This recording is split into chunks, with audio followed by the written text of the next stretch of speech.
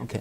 So just to pick up where we left off, these micro-RNAs, I also heard you talk that they could be measured in the blood or they were protected in the blood. And can you talk about what the clinical implications of some of that is, or walk me through that part too? Yeah, micro-RNAs are hormones, so they are going the hormones? Yeah. And because they act on a different part of the body? Is that what you're saying? They come out from a cell, they go in the blood, and they act on another cell. Yeah. Now, the concept is in any type of cancer, including CLL, not only the malignant cells, it's important for the disease. There are surrounding cells, which are the nerve important. cells. Exactly. Yeah. Now, these nerve cells and other surrounding cells release micro-RNAs, which are going inside the malignant cells. The malignant cells release micro-RNAs, which are going in the surrounding cells. Now, how they are going? They are going through plasma and through blood. So, by picking up the micro-RNA profiling, the expression of micro-RNAs in plasma, you pick up a more accurate picture of what's happened with the micro-RNAs in a patient, not only in the malignant cells.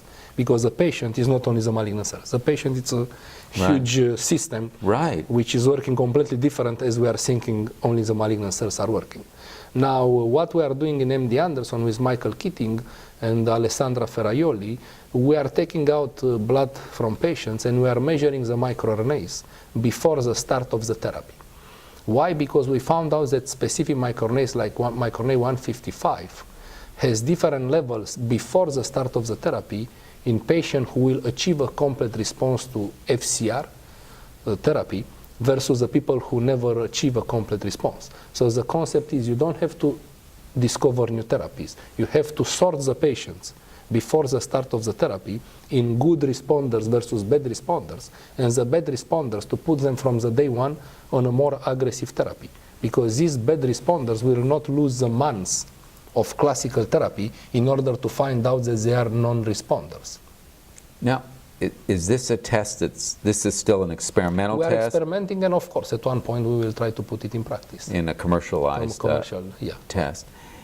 Do we know what the function of these micro-RNAs are, what genes they're affecting? You mentioned micro-RNA 15, 16, 155. Do we know what they do in CLL? We know very well what they are doing. They are targeting important genes for apoptosis, because CLL is a disease of apoptosis. They are targeting BCL2, they are targeting MCL1, they are targeting P53, which is the most important tumor suppressor in CLL, and there are data showing that P53 mutations and the P53 pathway is important in resistance to therapy in CLL. So the micro-RNAs are at the core of the pathogenetic mechanism of CLL. The fact that for 20 years, now 80s and 90s, the people were discovering pathogenetic mechanisms in acute myeloid leukemia, in the ALL, in solid cancers, but not in CLL, was exactly because the most important genes for CLL are micro-RNAs.